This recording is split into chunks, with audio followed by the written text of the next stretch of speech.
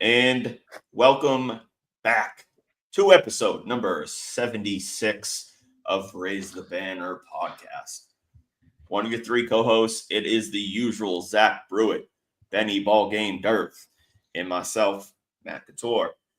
Boys, how we doing? Great. Doing good. I probably got the worst haircut in America, so I got to fix that this week. But otherwise, I'm good.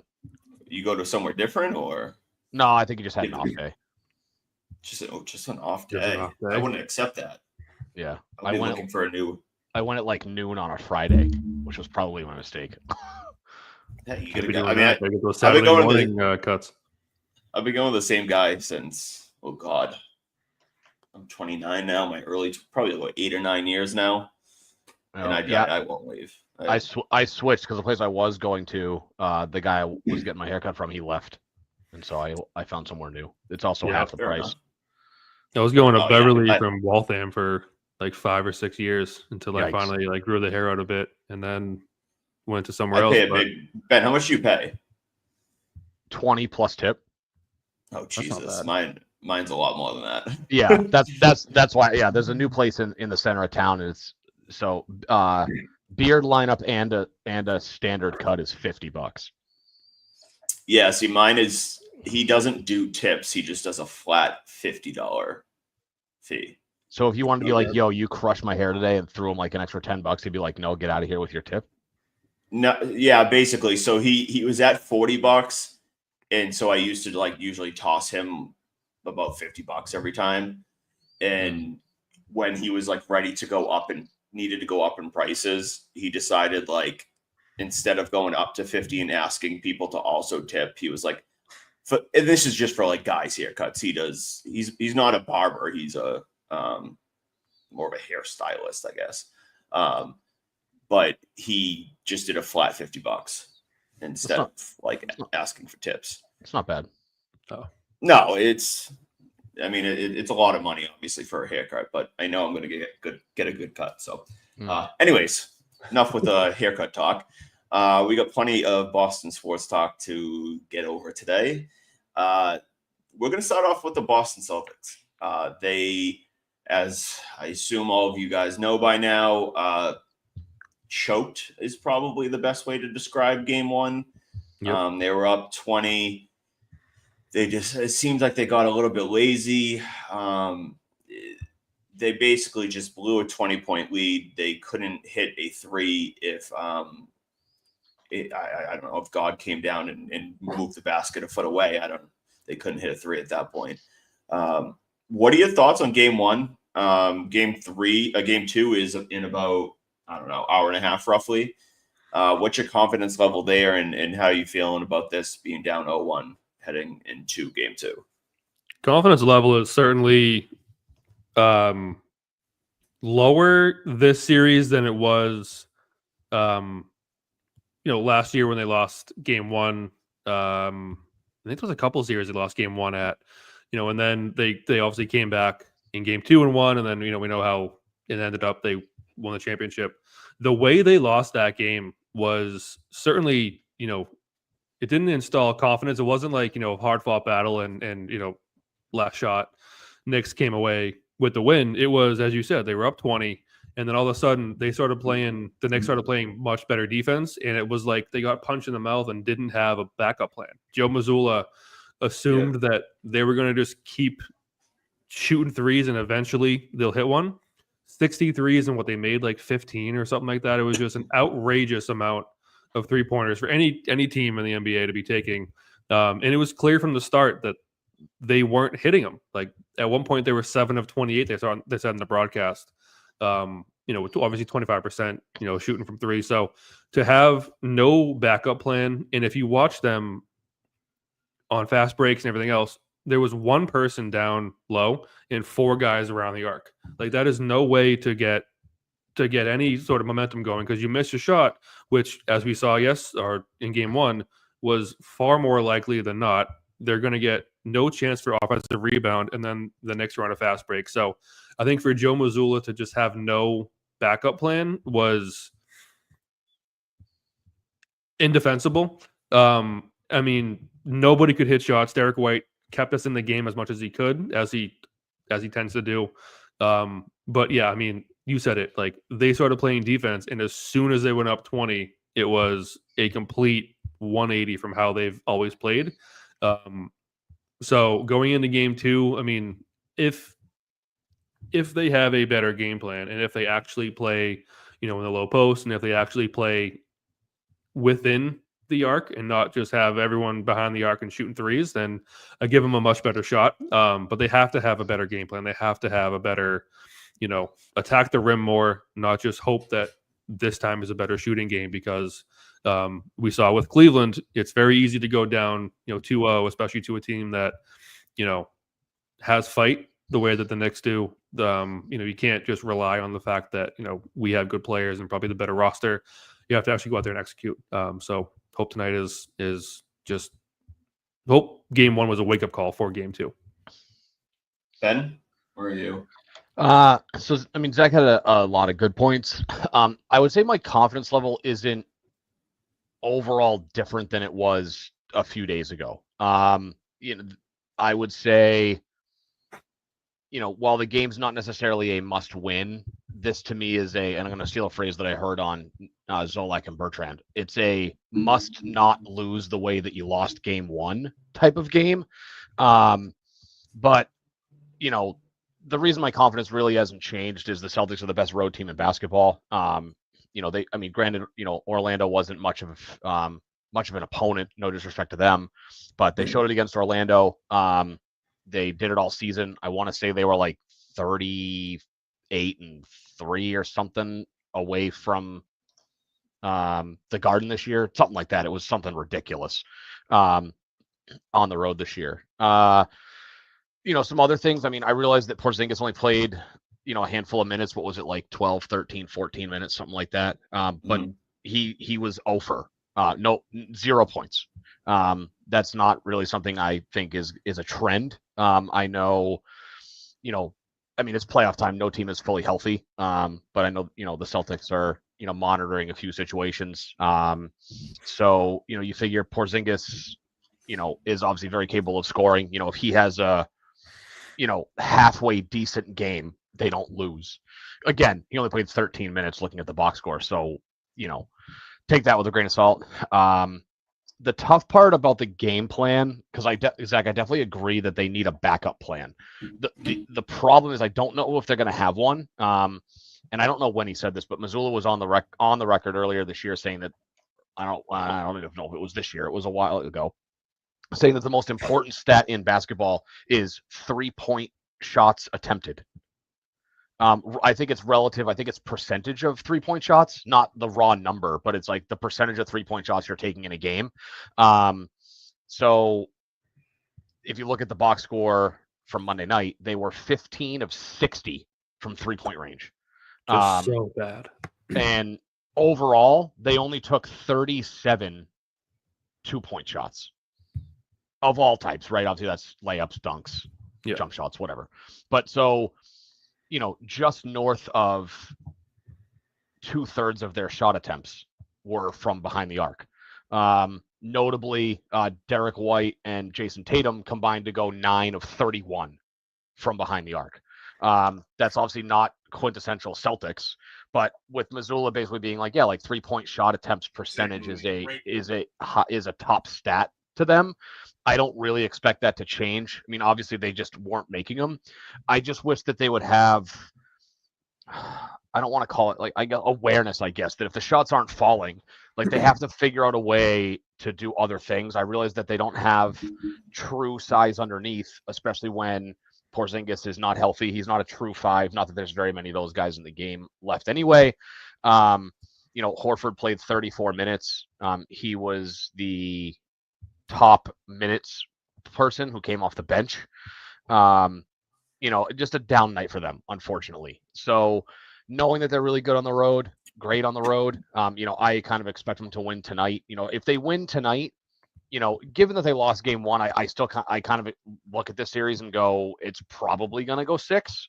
I would say again, because of their ability to win on the road, going down 0-2 back to New York is not an ideal scenario because the crowd's going to be even more insane than they would be normally. But, important to go back 1-1. And, can they close it out in 5? Sure. This is exactly what happened to them in the East Finals last year against Indiana. They kind of shocked everybody and lost game 1 only to go on and win the next 4 and win the East. So certainly doable. But you definitely don't want to go down 0-2 and have to go to somebody's building regardless of how good you are on the road. Yeah, and I mean, like, to your point, I'm fine if you're like, because the team's makeup is a 3-point shooting team, but it became evidently clear that their plan A wasn't working. So, what is your break glass in case of emergency plan? Joe didn't have one, so I agree with you. Like, there needs to be, again, not a complete shakeup of who you are as a team, but just some way of, like, 3 points aren't falling. Can we get a bit more creative, get to the mid range, get to the low post, whatever, to just try and drum up some sort of points? Because the chuck and pray is no winning formula. Yeah, agreed.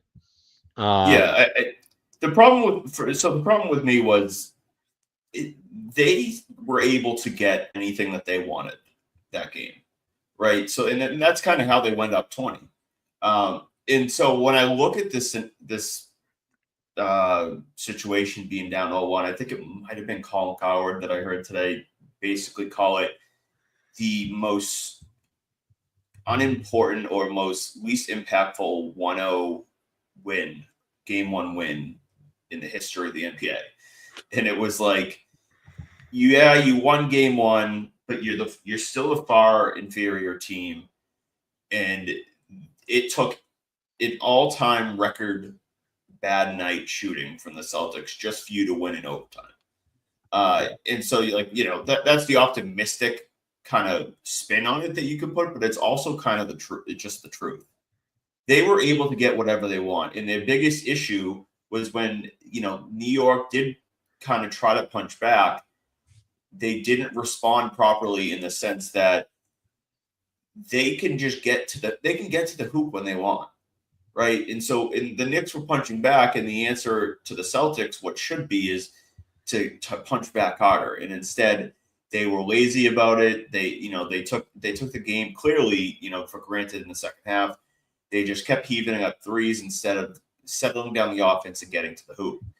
And so I look at that and I say, I blame Missoula in a large sense, because that's something you need to recognize, and you need to, call timeout and enforce that in the team and saying, like, what are we doing? Like, we can get to the basket. And I know Missoula ball is live and die by the 3, but like, when it's clearly not working for you, don't just keep doing what's not working. And so it's not so much that, like, can the Celtics fix the issue? It's, are they going to simply be smart enough to fix it? And I would have to assume yes. So that's why I'm not necessarily very worried about it at all. Porzingis is, whatever is going on with him is a bit worrisome. But he seems like he'll be good to go tonight. And if he can get back to even 85% of what he usually is, I think that this series could be over in 5. Like, there isn't a scenario where, no matter really what, I'm not going to pick them to win the next game, unless Tatum or Brown or something like that goes out and gets injured. So I'm not very worried about it at this moment. I expect them to come out, guns a-blazing tonight. I think, I put money on them minus 10.5, because I think that they're going to come out strong, and then they'll put them away early, and they'll actually hold on to the lead tonight. Do you guys have that same type of confidence heading into tonight, or do you think it's going to be like a dogfight close game? No, I do. I think, game 1, like I mentioned, was sort of like a punch in the mouth game for them. I think they, like you said, they got whatever they wanted until they went up 20, and then I think they assumed that they were just going to coast until the end. their game plan felt like it was written by Dion Waiters almost, just that the famous quote of like, I'd rather go over 30 than over 9 because that means you lost confidence in shooting threes. But no, I think game 2, they'll certainly come out more tenacity, more of like a plan. And I think, like I said, they're not going to come out. And if they do go up 20 again, they now at least know that this team knows what it takes to come back from a 20-point lead. So I think there'll certainly be some adjustments made. I think they'll take the crowd will definitely be more involved and more into the game. Then I guess there was some like complaints about the crowd noise or crowd tenacity at the beginning of the game, game 1. I didn't watch the beginning of the game, but so no, I don't think it'll be a blowout by any means from either team. I do think they're still going to win in 6. But yeah, I think they win tonight. I think it's going to be a closer game than people expect, but certainly a better planned game for sure as well. I wouldn't be surprised if it's, one of those games where it's close and then you have your like a typical Celtics third quarter where they put the hammer down a little bit defensively and pull away late. This to me feels like a game that would be like the final score is not going to be indicative of how the game went, which I know is kind of easy to say in basketball because all it takes is 3 or 4 possessions where one team scores 3 and a 4 in a row and the other team doesn't, and now a 2 or 3 point game becomes double digits very quickly. But I feel like this is going to be mostly a good game. I don't know if the Celtics are going to come out and shut them down early. I'd love to be wrong. I'd love this thing to be over by halftime and have them just slam the door in the second half, like what they should have done in game 1. Big halftime lead, big lead in the middle of the third quarter, and then you just put the hammer down and you win by 30. This feels to me like it could be anywhere from a 6-point win to a 15-point win, but I think it'll be tough for 3.5 quarters, and maybe the Celtics just having to pull away late and make it look widen the gap more than the game actually was from start to finish. But I do like them to take game 2. And like I said, you don't want to go to New York down 2-0 because that's difficult to feel like, because if you go to New York down 0-2, best case scenario, you're coming home trying to take a 3-2 lead in game 5. This team is far too good to go down 2-0 to anybody. Yeah. I can't see them going down 2-0 to the Knicks, especially. Yeah.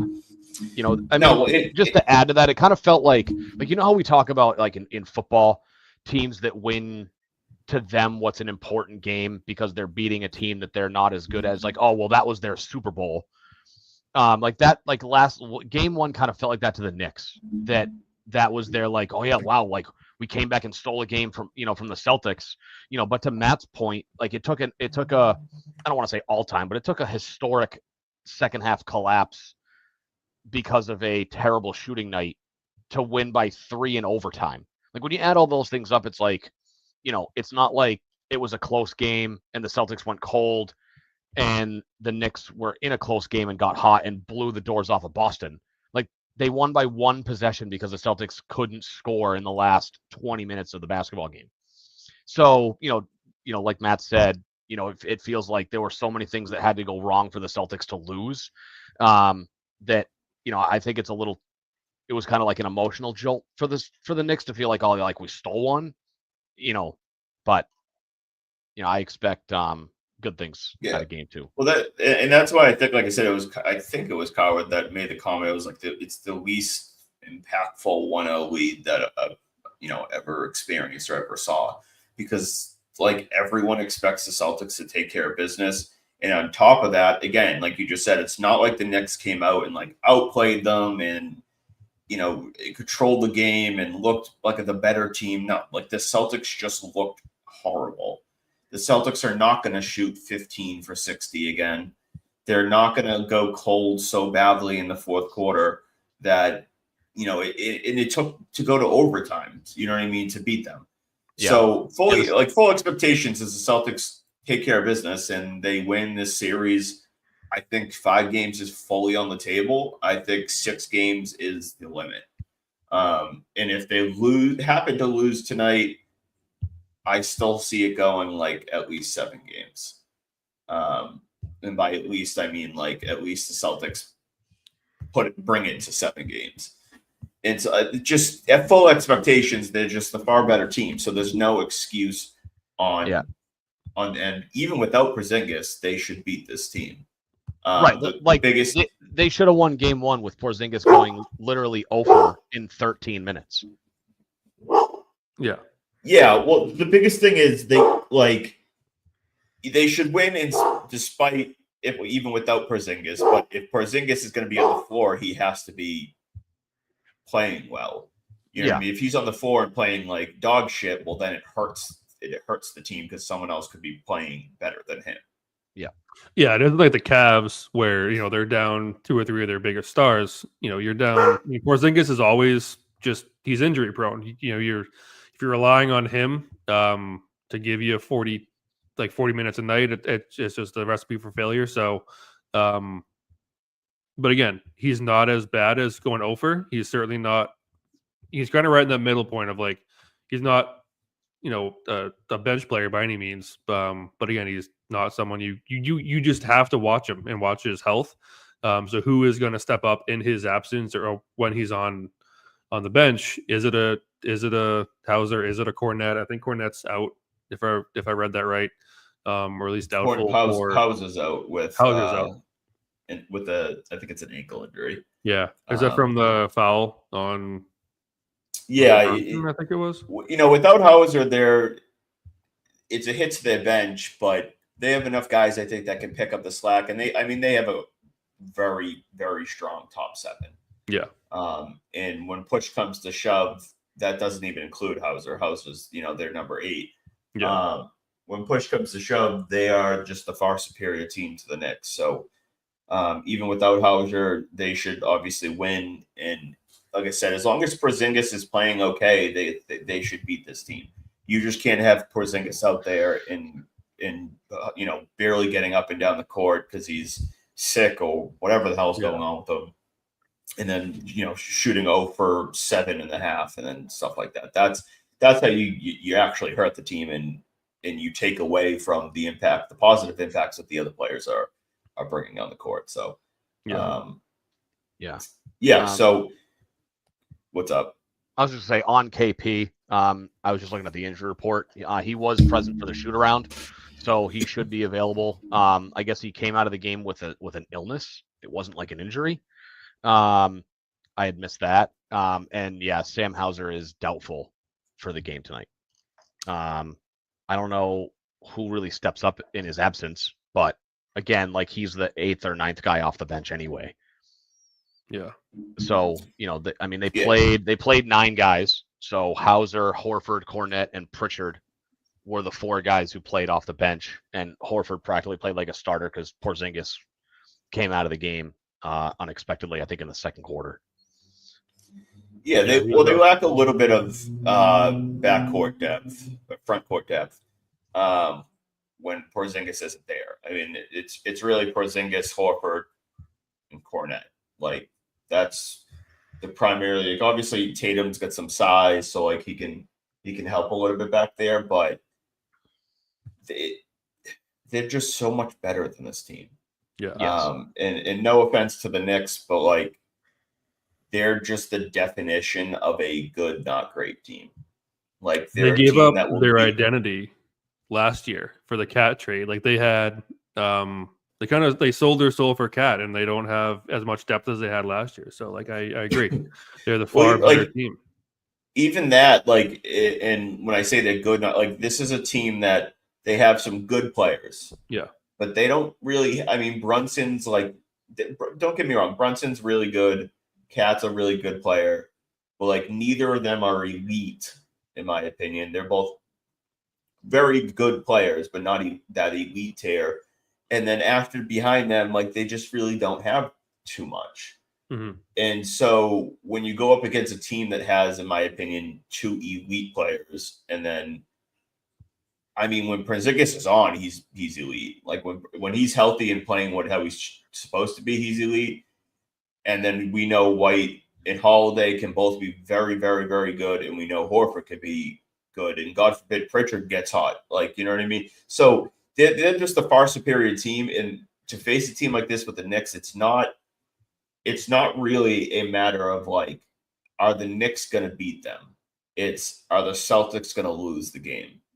And so that's the only scenario in which I see them losing this series is this stuff continues like they did in game one, where they just can't shoot and they're not making the adjustments. And I can't see it happen. We see in a series like the better teams, they'll have an off night, and the inferior team will steal a game. But like, push comes to shove, like I can't see a world in where the Knicks beat them 4 out of 7 games. You know what I mean? Yeah. They totally did. That's exactly what happened. The Knicks didn't necessarily beat us in game one. We gave it away. And to your point, they're not going to give 4 games away. Like they're too good of a team from a talent point of view, and they're far too good of a team from a coaching point of view. Even though I just kind of bagged on Mazzulla for not having the plan B. He is, a far too good of a coach to, as I said, allow his team to just hand the game away 4 times. So, if they lose, it's a catastrophic, collapse from a. We talked about failures. Like, if they lose to the Knicks, like that's a kind of bad. That's the peak of failures. I guess if they lost to the Magic, it was peak failure. But like, this would still be pretty close. You're going to get from this still feels like peak failure if they don't pull this out. I do want to transition into a little bit of Red Sox talk. Well, I don't really want to, but we need to. There's not a lot of positives to talk about the Boston Red Sox right now. Obviously, before the season, we were optimistic. They've gone through a bunch of ups and downs so far. We're approaching just about the 25% way into the season. They're sitting at, I believe it's 18-19. Their pitching has been shaky. Their bullpen has been shaky. Their lineup has been shaky. Tristan Casas goes down. I believe it was like Friday of last week, something like that. Where are you guys on the Boston Red Sox right now? Are you in panic mode? Where's your panic meter 1 through 10, and what's your overall thoughts? Well, panic would ensue that the expectations were sky high after the past 4 years. They had been raised, but they've been raised to, I'd say, tepid versus like anything, great. But I think, where we saw the Sox, like pitchers, especially last year, shine in the first half was, Bailey's, approach. He had kind of gone away from the fastball. And it was Craig Breslow's approach too, like going away from the fastball and introducing more sweepers, more breaking pitches, more off speed stuff. And part of that was, Breslow talked about, well, the hardest thrown pitch is a fastball, which means the hardest hit pitch is obviously a fastball for home runs, which is true. But also he said, like, you kind of want to get hitters off their game, become more unpredictable than other pitchers. Well, the problem with that is when that's your entire identity, then you become predictable the other way. So people are now sitting on, curveballs and sitting on breaking pitches, and in the off chance that you do throw a fastball, it can get hit too. So they're becoming a bit too predictable, especially with like Tanner Houck, for example. He is a shell of himself. Last night, Giolito, kind of a 2-pitch repertoire, fastball at 91 and then change up. So the pitching, I think as a whole, I don't know where to go with that. If you can't like reinvent your entire pitching in a mid-season, I don't think, but the team itself is too good to be under 500, especially this time of year. I was pretty adamant about, I liked the idea of keeping, Cedar Rafaela in the lineup just for his glove alone. As much as I wasn't a huge fan of Jackie Bradley. His glove was obviously elite, despite his shortcomings at the plate. And you saw like in the playoffs, he could absolutely steal games and win games. So I wanted to keep the same sort of mentality for Sadon, but it is certainly time to bring up at least Roman Anthony. And I don't know where you're going to put Meyer, but at some point you have to make the switch to bring him up too.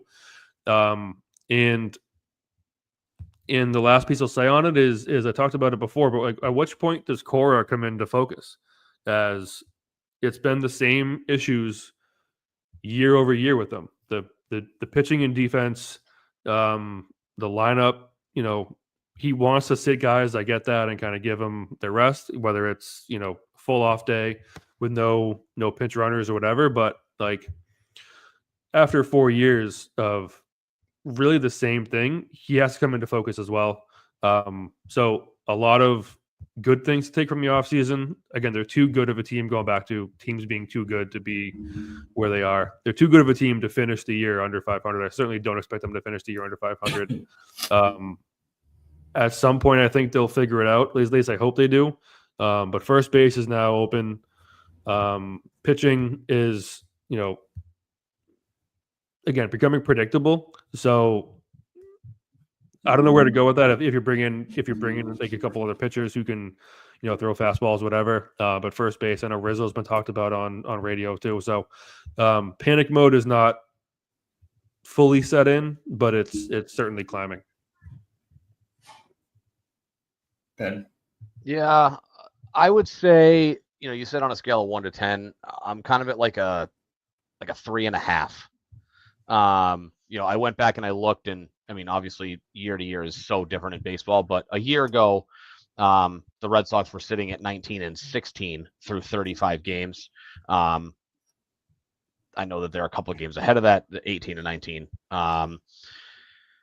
I would say like the concerning piece are the injuries. To Zach's point, there's enough talent on this team that I think that they can certainly turn it around. Not to mention the fact that the American League East now versus a year ago is significantly worse.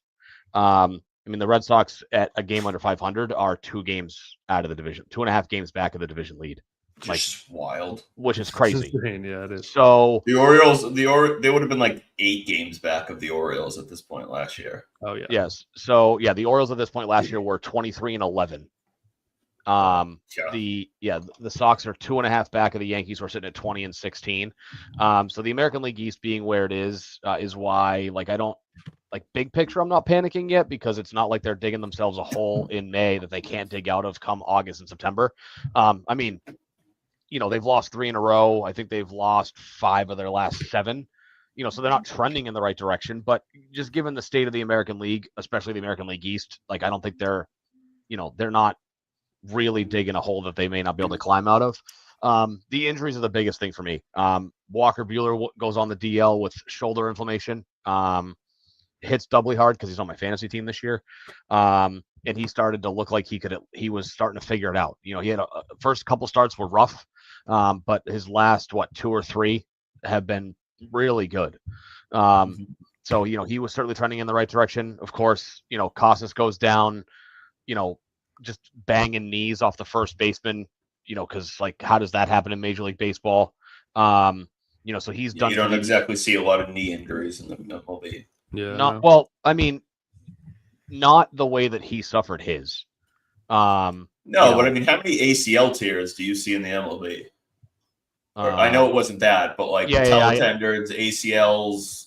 Like, it's not common. It usually requires some kind of a collision, or a guy runs into the wall and hits it awkwardly, and his knee bends in an odd position. Shoulder, broken arm, hand because you get hit by a pitch, or it hamstrings.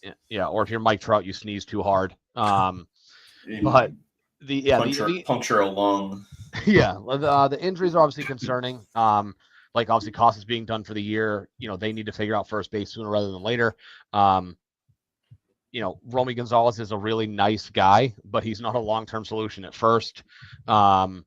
He's a decent depth bench guy. I don't really know what their solution is. They certainly have, if they really wanted to move somebody in a trade and go get a first baseman, I suppose that's viable. Or, if you go do something that, you can You can have flex. Arenado. Yeah, let's go trade for Nolan Arenado, who Who's only ever played third base. I would have zero worries about him playing first. Absolutely zeros. So I would 100 times out of 100 put Devers at first over trading for Arenado and moving him to first base. Yeah, well, we can get into that too, but until that seems to be happening. Correct, and that doesn't seem to be an option. I don't see the Red Sox making a splash of a trade to figure out first base. Hitting in general. I don't know why they're still sitting on Roman Anthony at AAA. It seems to me, I was talking to a buddy of mine about this last week. Zach, you brought up the whole JBJ thing. So JBJ, we could stick him at the bottom of the lineup and kind of put up with it because he was an elite center fielder. Mm-hmm. Like Rafaela is like kind of the same player, but he's not an elite defensive player. And he's not as good of a hitter. He's not he's not a terrible hitter, but his defense in center field, in my opinion, is not so good that you just have to put up with the fact that he's not going to hit himself out of a paper bag. His defense is really good. It's not JBJ good. Correct. It's not elite defense. Like, you're not banging the door for him to win the Gold Glove, Platinum Glove, and you're not pissed that someone else won it over him. You're just like, damn, that's a really good player. Yeah. And I don't know why they have some aversion to putting Jarren Duran back in center and then calling up Anthony to play left or right and put Abreu in left. I don't know how you want to figure it out. I don't love how the Major League Baseball metric is being used to dictate Gold Glove Award winners. But that aside, Jarren Duran was a Gold Glove finalist in center field last year, which, he had to have been very, very good at whatever it is Major League Baseball cares about now for metrics to be a top 3 defensive center fielder last year. So again, he's a very good, not elite center fielder, but he's far and away a liability. Like, you're not better off with Rafaela in center and Duran in left. Like, I will not die on that hill. Like, Duran would be more that could you argue that he's maybe not, he's a notch or two below Rafaela's defensive ability in center? Like, maybe you'd really have to dig into the deep peripheral stats to make that argument. But even if he's worse than Rafaela, it's not a liability in center. There's no reason, in my opinion, why Anthony should be rotting away in Worcester. He has total of 70 games in AAA ish, like in that neighborhood between last year and this year, and he is annihilating anything anybody throws at him at the AAA level. So there's no reason he should be down there. You brought up Marcelo Mayer. It's kind of tough for me to feel like they have to bring him up because, in my opinion, it's like, well, what do you do with him? Because he really only plays middle infield. Like, could he possibly play third? Sure, but you have a guy at third. So I think he's just a victim of circumstance where they're letting Campbell figure out at second. He looks better and better every day, and you're not doing anything with Trevor Story. So it's like you're kind of stuck between a rock and a hard place with Marcelo because there's not a spot for him unless he rolls out of bed tomorrow and figures out how to be a first baseman. But the Roman Anthony thing to me at this point is inexcusable. Like, there is no reason why he should be down there. The only thing I could think of is that for whatever reason, Alex Cora just refuses to put Duran back in center field. And that to me is the only reason why Anthony's not here, because there's no reason why Rafaela should still be in the lineup at this point. Yeah. So I'm going to, oddly enough, I'm going to be probably the least, most pessimistic about this whole situation. My panic meter is at a 5, and it's because I guess you could put a little bit it on Alex Cora, and you could put it on Craig Breslow, and whoever's making some of these roster decisions and in-game lineup decisions and stuff like that. Here's the matter of the fact. The best Red Sox lineup in the Major League includes Roman Anthony. Yes. The best Red Sox lineup probably includes Marcelo Mayer, right? And I know it's not super simple to get them both into the lineup right now. The best Red Sox lineup right now includes Rafael Devers getting off his fucking ass and playing first base. And now I didn't expect him, Cassis gets hurt on whatever it was Friday and Devers is there on Saturday. Like, he should be working out every day at first base with the intent that he's going to be the first baseman in the next week or so. And maybe he's, doing some work on the side and we don't know that. But that's just the matter of the fact. And so for them to dick around with, the fans and all these little things, and this has been, and why I put it on Cora a little bit, because this has been an issue for years now, where there's been so many times where we're like, this needs to happen. And the answer always is like, well, not right now, not yet. We need to get all these bench players time, or we need to take our time and let them develop a little bit longer. The truth of the matter is this: David Hamilton seems like a great guy. Romy Gonzalez seems like a great guy. They're bench players. That's all they are, right? That's all they are for this team, and that's all they should be.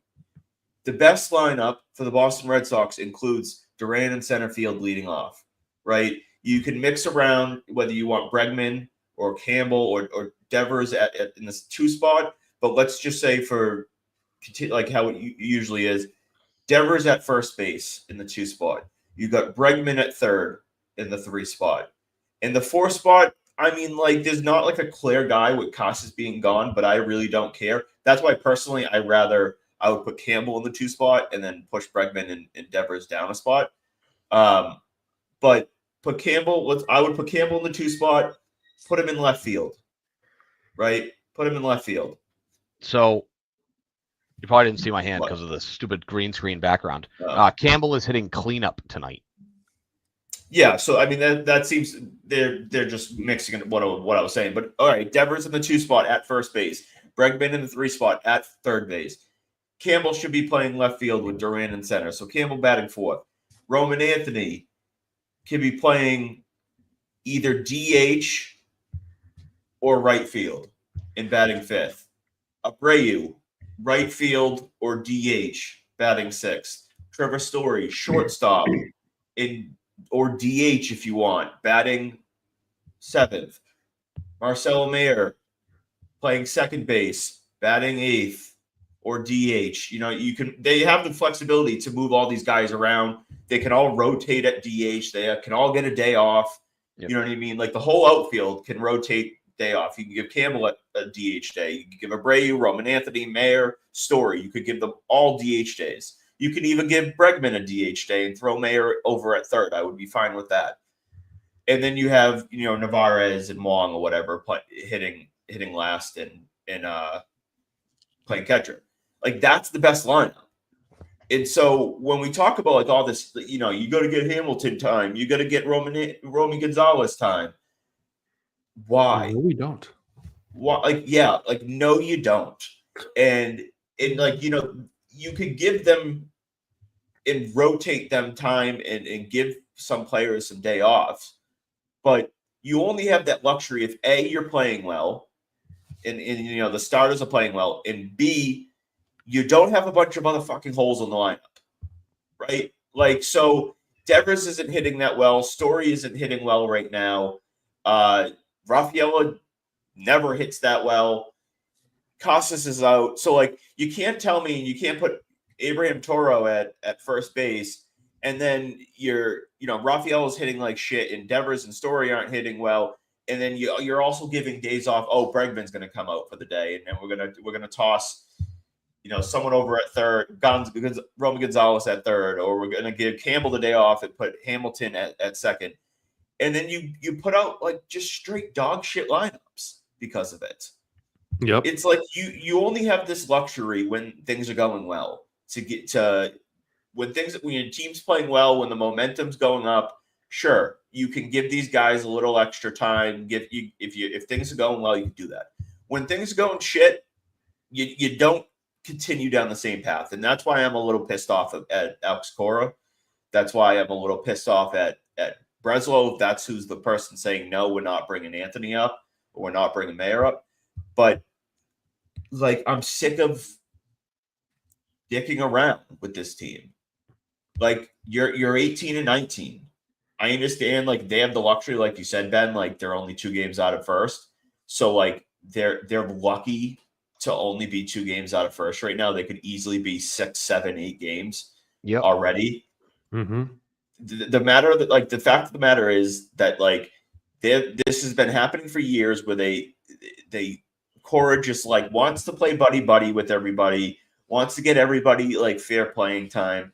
Like, this isn't freshman baseball.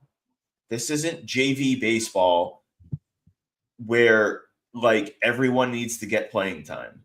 Like, you play Little League baseball where like everybody's got to play at least 2 innings, or like, you know what I mean? Like, this is freaking ridiculous. Get your head out of your asses, play the best players, get Roman Anthony up into the majors, get Marcelo Mayer up into the majors. Like, play your best players. And that doesn't even, you know, I don't want to go too long on this, but that includes the rotation too. Like, we can trust Crochet. Bayo has been pretty good. Bueller's obviously hurt. Fitz is hurt right now. Like, if Giolito's sucking, get his ass back on the DL. Like, and I'm not saying just one bad start, you know, dump him back into Yeah. or whatever. But like, if you're someone in your rotation isn't pitching well, get their ass out of the rotation. You got guys like Hunter Dobbins that are coming up here and fighting every game. Like, he's earned that he's earned a spot to be in the major league conversation. You have Richard Fitz, who looked pretty damn good before he got hurt. You have Crawford, who, I don't know, God knows when he's coming back. But like, I'm just sick and tired of this whole dilly-dallying around and games that shouldn't be lost and you know, we're going to be in mid-June and the team's going to be 1 game over 500, but they really should be 6, 7 games over 500. But because they wanted to play nice guy, you know, they're costing themselves games. And No, I mean, Cora's whole thing is, I'm a player's coach, do what the players want. Well, to your point, at what point does that become detrimental to the actual results on the field? And you're there. Like, the team isn't good enough. The players you're putting in as a replacement to the best lineup, the best, you know, on the field, aren't good enough to be starters. Like Roman Gonzalez, David Hamilton, these guys, Rob Refsnyder will throw in there too. They're guys who are there when, God forbid, someone goes down during a game. You put them in as a defensive replacement and then you call up Roman Anthony in the outfield the day after. You need someone to pinch hit because someone, you know, you want to play the lefty righty game. Fine. You go bring up a David Hamilton for righty lefty matchup. Like, they're not guys you start because guys need, you know, Bregman needs a blow, or, you know, Willie Abreu said, hey, I don't want to play on Sundays, or whatever the case. Like, they're just not good enough. And there comes a point, kind of the same thing you saw with Devers. Oh, he doesn't want to play. We'll come to him when, you know, we feel like he's ready to play first base. No, he's getting fucking $30 million a year. You put the best, you put the best team and the best players in the best positions to win. And if they don't like it, that sucks. Like, get over it. Yeah. Well, that's the conversation. Fucking buddy. We heard this like conversation between Devers and Cora. Like, it seems like Cora came out and didn't rule it out, but like then this talk that like maybe they want Devers to approach them and Devers wants the team to approach him, and it's like, dude, like, this isn't who's running the like fucking show. Junior high. Like, this isn't junior high. Like, Cora should be going to Devers and saying, like, we're gonna try you out at first base. And unless Devers is like throwing a goddamn hissy fit, like, get him practice time at first base and plan to play him at first base. Because the second you do that, it opens up flexibility within the lineup tremendously. Yeah. Tremendously. Because then Yoshida could even come back. And like, we know Yoshida's not a good defender, but Yoshida's a good major league hitter. Mm-hmm. Like, he may not hit 30 dingers, but he's going to bat 275, 280 minimum, bare minimum. Give you good at bats, not strike out a ton, and just be an all-around solid MLB hitter. So at bare minimum, that's what you can add to this team. And if you do that, you replace right now Turo, let's just say, but even Casas, because he sucked when he was playing. You replace that with Yoshida, who, if we assume what he can be from prior years, that's an immediate upgrade, right? Like, that's an immediate upgrade versus what Casas was giving us. So I'm so sick of this. Like someone gets like a freaking hamstring injury. Like the Giolito shit pissed me off because he was like, oh, there was talk like in spring training he wasn't even going to miss opening day. Like he was going to be on the active roster. And then he missed an entire month of the season. It's like, I don't get how someone has like a tiny tweak to the hamstring and they're automatically out for like 5 weeks. Like, I just don't get it. Cora lets the team run the show, and it's like, dude, you're the fucking manager. Man up. And this just goes back to like my anger with some of the other things. It's like, dude, like get your ass back on the field. Yeah. Like you don't need. Giolito was fine to go probably like the week after week 1, and then they have him go do like 4 AAA outings. And like every time you do that, like you want 3 AAA outings, boom, there's 15 days. There's 2 weeks that he's gone. Like the season is a long ass season, but it's not that long. No, you know what I mean? He's acting like 2018 is his, golden ticket. It's like you had the best team, the best roster in Major League Baseball. You should have won a World Series in your first year. And it wasn't like you came back and ran it back. You missed the playoffs the next year, got your ass fired the next year because you couldn't stop cheating. And then you came back and, you got a little lucky in 2021. And then you've missed 3 straight years. You're not a good enough manager to be dicking around with a lineup like this and letting your team call the shots. Like at some point you are on the hot seat. And I think it's coming now. I mean, I said it last time, like you missed 4 out of your 6 years you've been here. You've missed the playoffs, and now a quarter of the way into the year, you're already under 500. You're lucky that you're 2.5 games out of first place because you're under 500, and we're midway into May. The really question for me and when we talk about Cora's performance over the years is when has this team ever overperformed? Never. He's the opposite of Brad Stevens. 2013. With Cora, okay, well, that wasn't with Cora. Like maybe 2020, 2021 they overperformed. I think a little bit. Like they had a solid team. They overperformed maybe a little bit. Yeah, but like since then, the rosters haven't been great. Don't get me wrong, but they've never overperformed. No, and I'm just sick. I don't know where he just went, but I don't either. I wanted to go back to a point you made. Like we talked about the Red Sox being lucky that they're 2.5 games out of first, and like that's almost also a point of frustration because it's like you're only 2.5 games out of first. You should be doing everything possible to take advantage of the fact that you're not being buried in the American League East in the early part of May. Zach, welcome back. I was just saying, like to Matt's point about them only being 2.5 games out and that being lucky, like they should be taking advantage of that and investing in this team now because you're not buried in the American League East in the first week in May. You're still within striking distance of the division lead. The American League as a whole is down. And, like the Cora Breslow thing to me is 50-50. So like Cora's job, obviously, right, is to do the best with the team that he has. So it's like I give him a pass on Roman Anthony and Marcelo Mayer not being here because he's not making the decisions on whether they're with the club or they're down in the minors. However, it is up to him to dictate day-to-day game operations. And like I understand that we're going to see a little bit of lineup turnover because they have to figure out like what's going to work best now that Costas isn't in that like 4 or 5 spot on a nightly basis. So fine, tinker with it, figure out what works. But like we can't dick around too long because at some point the Yankees are going to figure it out and go on a little bit of a hot streak.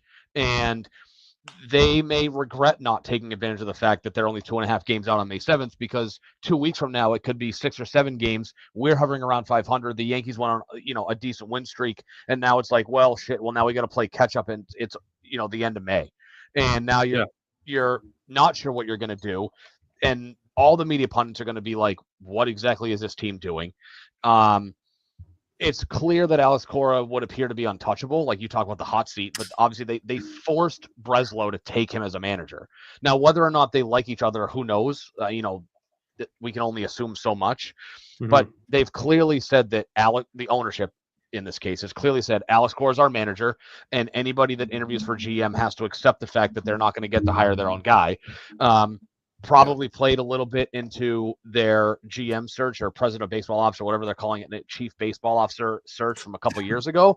Obviously Breslow was fine with it. They got to get along. So, it's partly on him because Breslow is very capable of being like, yeah, Cedon Rafaela wouldn't hit water if he fell out of a boat.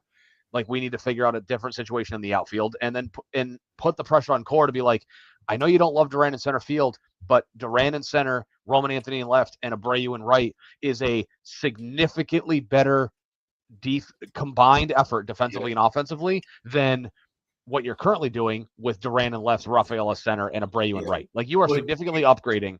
But so that's why to me that to me is why it's 50-50. Like, I get the core thing, but to a degree, and again, a small pass, there's only so much he can do with figuring out, the best lineup to do. But however, I think he's tinkering a little too much. Like, find the thing that works and roll with it, and then be like, yo, Breslow, like, you got to get me better offense. We got to figure this out. Like, you have to go find me better players. I don't care if you want to call up Roman Anthony, because I mean, he was so good the first six weeks of the season. He usurped Roki Sasaki universally as the number one prospect in baseball.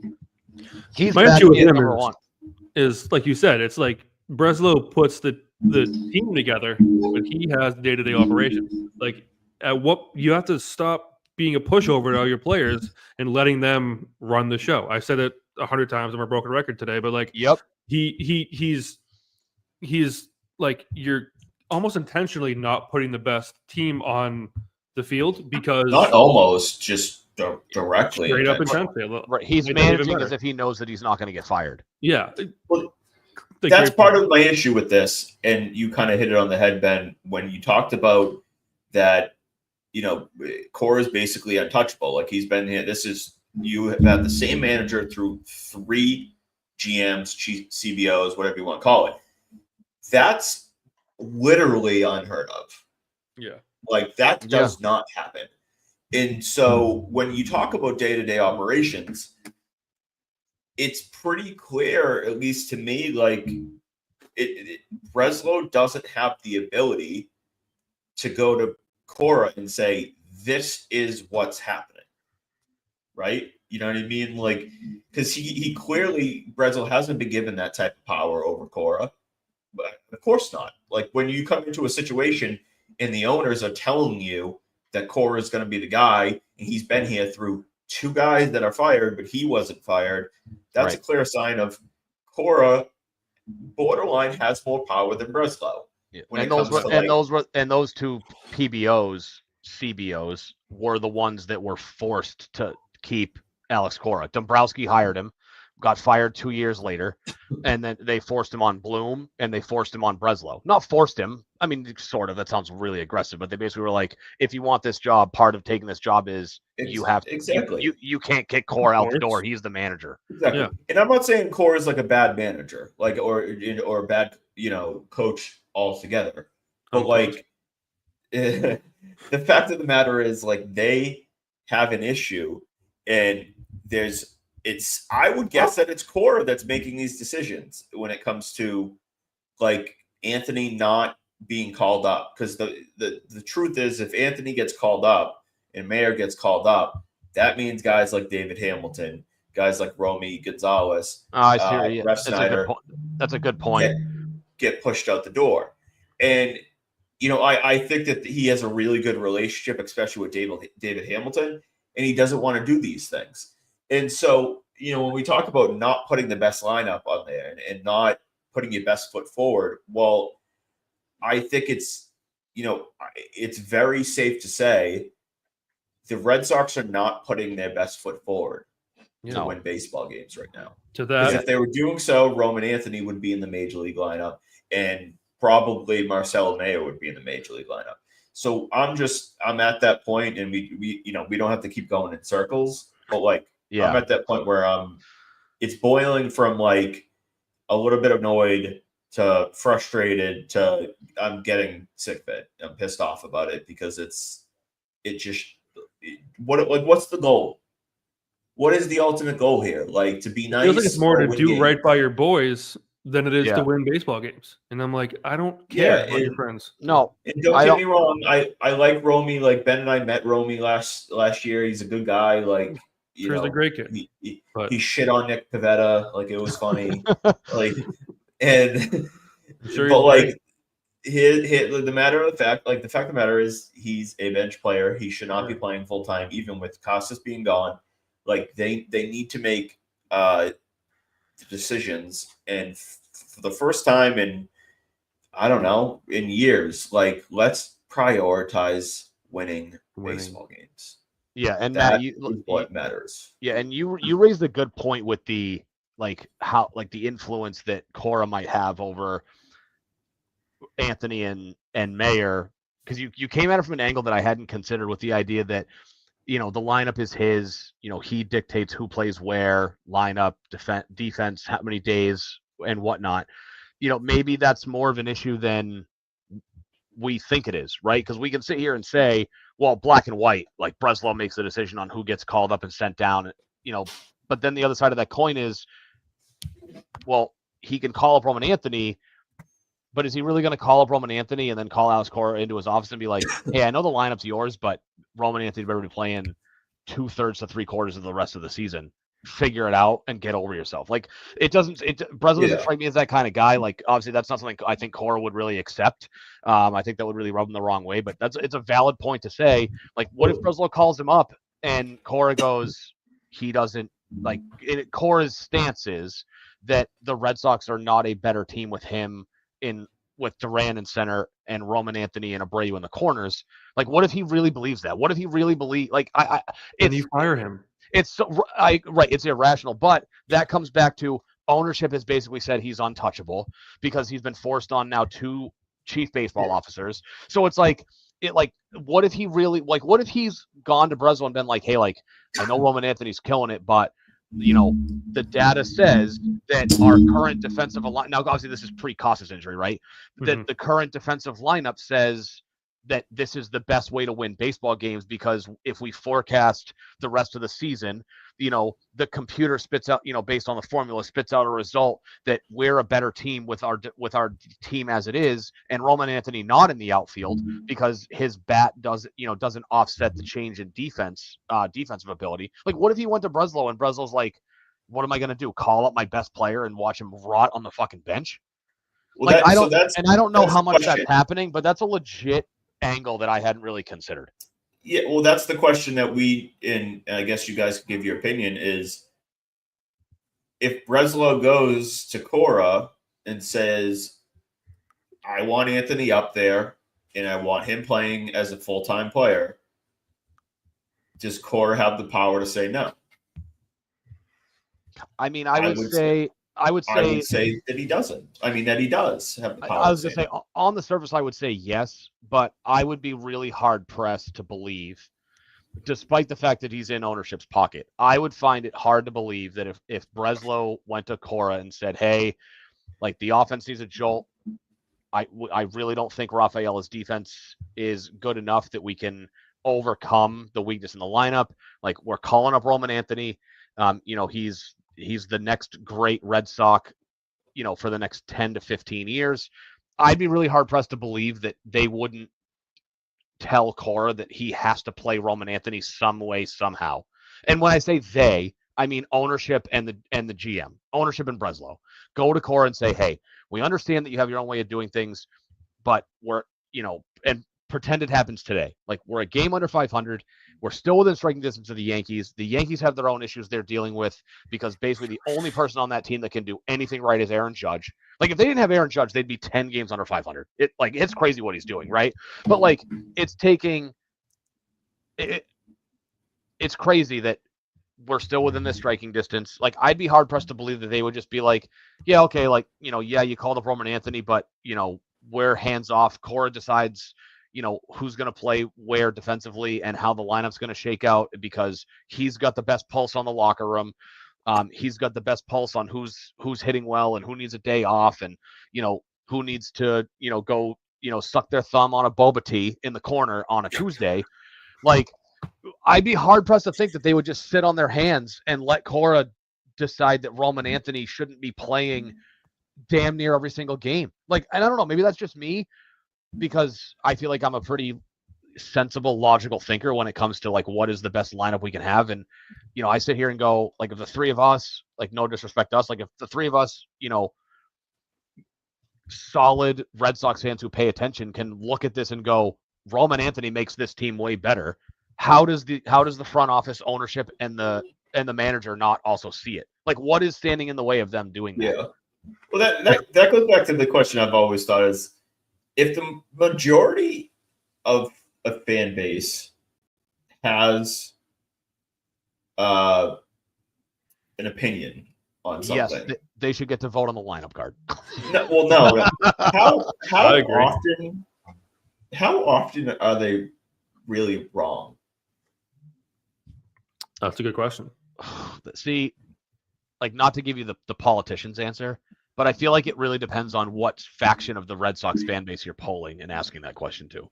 Because, if you are talking about the Millikins, the Carabases, like, as annoying as he is, the Maseratis, like, as annoying as he can be, he's wildly intelligent, above the average baseball player.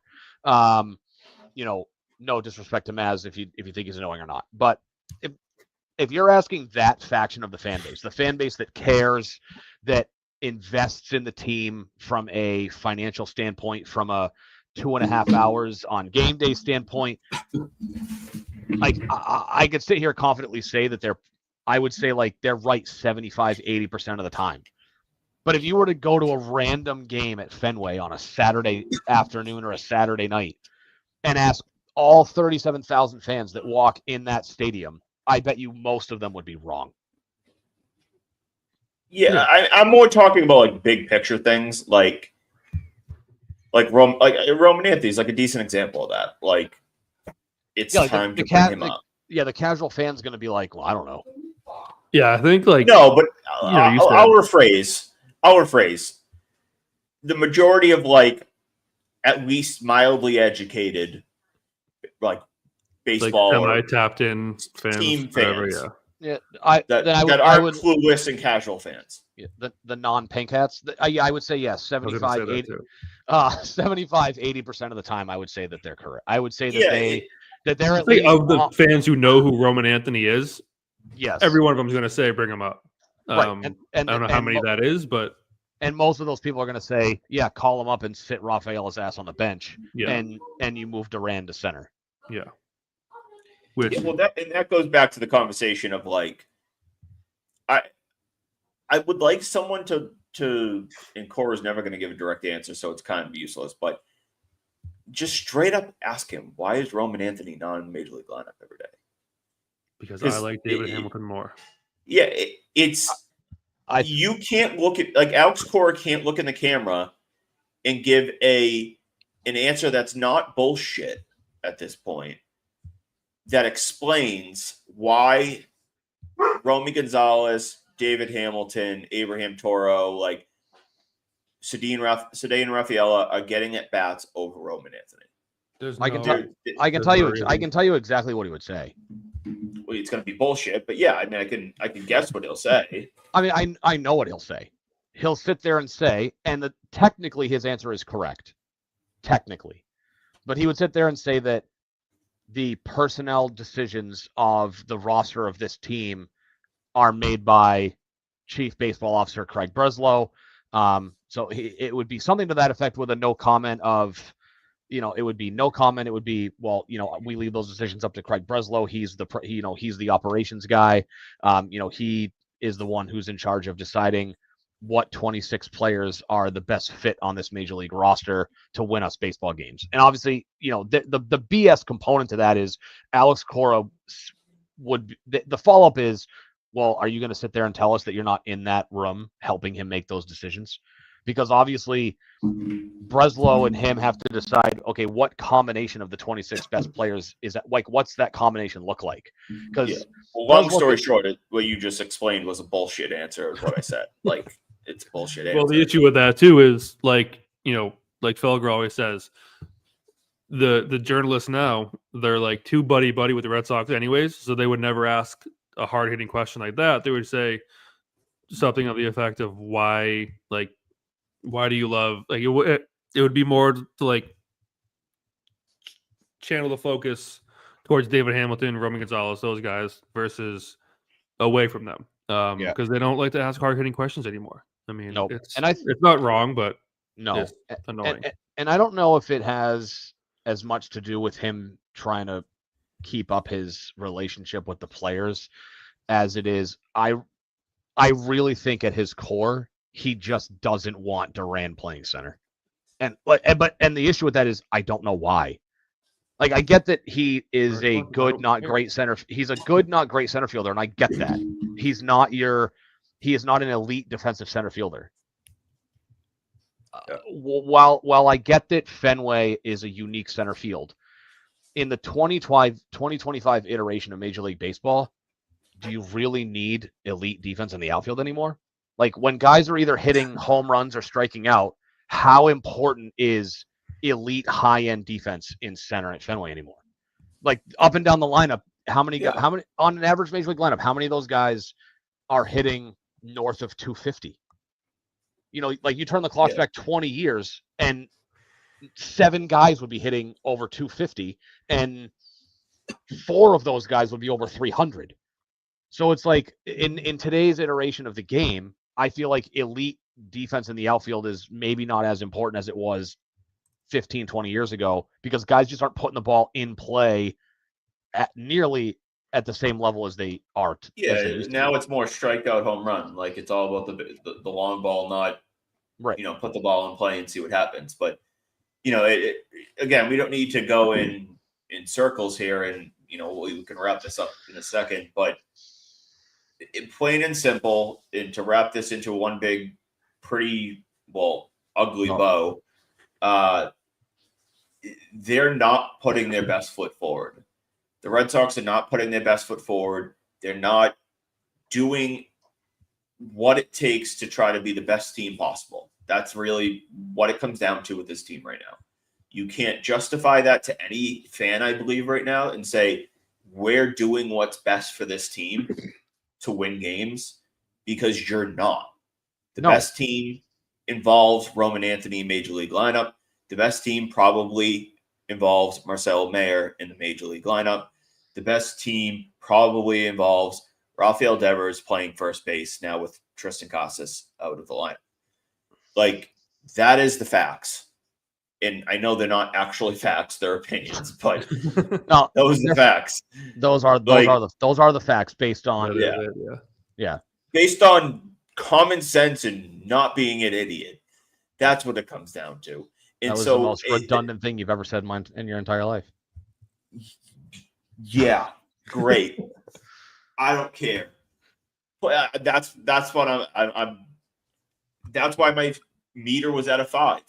I don't really see them doing that because they haven't shown that they're going to be willing to do it. So why would I believe that they're going to do it? I think Anthony and Mayer are going to sit down there for at least another month, and we're gonna be sitting around 500. And like you said, the Yankees could go on a run, and all of a sudden we're 6 or 7 games out of first, and now we're sitting here in mid to late June or early July and saying like what are we doing? Anthony's batting .310 with like 15 home runs in AAA, and we're just sitting his ass, wasting his time in AAA, and when he could be helping the team win baseball games. So that's my bullshit for today. Any final Red Sox thoughts before I just pull my hair out? No, I've vented enough about Cora needing to be fired already. So I'm usually Mr. Optimistic. I'm a positive guy. So for me to be this negative about like everything that's going on, I think that tells you that things aren't going the way they should. And it's one thing if like there wasn't an answer, you know what I mean? Yeah. Like if there wasn't like these guys sitting in AAA and the team just like is underperforming. It was one thing if there's not like clear solutions. And not that, Anthony's going to automatically come up and be a superstar, but like there are clear other options that look to be better options from the eyes of about everybody. And so when we talk about like, are the fans mostly usually right when the majority of fans feel one way or another? Like, I believe if Roman Anthony came up, he would bat 270 plus. He would play a solid outfield. He would provide power. He would provide good at bats. He would provide basically significantly more than Rafaela is providing to the Red Sox. And part of it, I think, is they gave Rafaela this extension, so they think it's maybe embarrassing if they send him down, but you don't have to. Like, send David Hamilton down to AAA. Have Rafaela be your utility player. Like, he just should not be playing every day. So that's it. Yeah. I'm over. I'm over it. Go Celtics. Go Celtics. Go Red Sox. I did want to get into the Billy Belichick thing, but we can save that for next week. Yes. I don't think that's going away, so we'll have plenty of time. Not anytime soon. Not from here. No, and we'll have all summer to get into that because, like I said, it's not going away, and I'm sure we'll need to fill in some time in the summer when hockey's over. Oh yeah, speaking of that, Bruins got shafted with the 7th pick. They absolutely screwed in the draft lottery. Yeah, because of course I don't even feel that bad for them. I think the hockey demons came because they should have fired Sweeney. But I was going to say they hang on to Don Sweeney and Cam Neely. This is what you get. And they'll probably draft the next Jake DeBrusk 7th overall. I can go on. Any final thoughts before we wrap this up? We'll save the state your takes. I didn't think of one for this week. Do you guys have one? I mean, you gave one. I don't. Your state your take was clearly the last hour and 16 minutes. My state your take. My state your take of the episode is that the Red Sox are not trying to win baseball games to the best of their ability. Yeah, I don't even think that's really a take. I think it's just stating a fact. Another factual opinion. Yeah, I don't even think it's anything that's like. I don't think it's disputable. I really don't, and that's the sad part. Like I'm making a take that is really not even disputable because you can't look me in the face and say David Hamilton and Romy Gonzalez are better options than Roman Anthony. No. McCory will try. He certainly will do that, but he will not be correct. All right. Any final thoughts, Ben? When are you getting the haircut fixed? I did a Friday. I'm going to a wedding on Saturday. I did look up out of plain old curiosity a projected mock draft for the NHL to see who NHL. I thought you were going to talk about no Patriots next year. Oh no, I've already done like 7 of those. Don't you worry. So I found a Bleacher Report article. Caleb Denoyer, probably not saying that right. Desnoyers. Denoyer. He's French Canadian, so that's probably how it's pronounced. He's a 6'2", 175-pound center, considered one of the top prospects, which, not saying much considering you're drafting 7th overall. Top prospect in the 2025 NHL draft. He's a junior hockey player out of Canada. So we'll see. He's a left-handed shot center, and he is currently projected to go 7th overall to the Bruins. Yeah, to that I would say, are there any 4th round guys from Charlestown that are projected? Because that's who's going number 7. Fringe line 4 guys that are going to make it. Career AHL so minor player. Patriots news. It seems like Alonzo Highsmith's son, AJ Highsmith, who was the Titans director of scouting last season, is now the director of pro scouting for the Patriots. All right. So he will be joining the staff. He was on the Bills and 49ers scouting staff prior to that. So they got a new name in the room. I don't know. Director of pro scouting, that's a high title. It is. That in theory, wouldn't that be like Matt Groh level? Because isn't Matt Groh director of college scouting? Yeah, is Matt what is Matt Groh doing? Kind of serious question. What I don't know. exactly is he doing? But I thought you were I thought you were going to look it up. I did find out that the number 3 projected overall pick is from Boston College. Okay. So he'll go, number 3. And then, like I said, they'll get a 5th round projected player. I like that. A 4th line center out of Charlestown. Yeah, from Charlestown. Who's currently ripping butts on the red line. The Bruins love drafting guys in the first round that project as like a 3rd round center. Oh, it's the Bill Belichick of hockey. Yeah, they take like the safe guy that like has a higher floor where it's like they likely make the big leagues in the NHL, but then like they're just never going to be a high end player. And that's they're not why quite a bust, so you can't. Yeah, that's why this team has lacked legitimate high end talent from young guys other than Pasternak. And yeah, I mean that's really about it. Like Morgan Geekie is like decent. I don't know. Yeah. Go back to the Sergei Samsonov days. When your entire offense for 20 years comes from one draft in 2006 when they got Marchand, Bergeron, or Marchand and Krejci and someone else, like not doing very good. No, I mean they have been awful at drafting. That's why they're in the position that they have been in. What did they do? They kept the guy that's been awful at drafting. Kept the guy who keeps drafting everybody else from Charlestown. Nice. Yeah, the recipe to winning guys is the guy that has sucked for the past decade at drafting. We're gonna let him continue to draft. Yeah, Red Sox have the same mentality with Cora. Not drafting, of course, but lineup, and same with Bill. Terrible drafting. You get to keep your job too. Yep. Yeah, and to your point, Zach, just because you brought up 2006, the 2006 NHL draft / offseason saw the Bruins traded Andrew Raycroft for Tuukka Rask.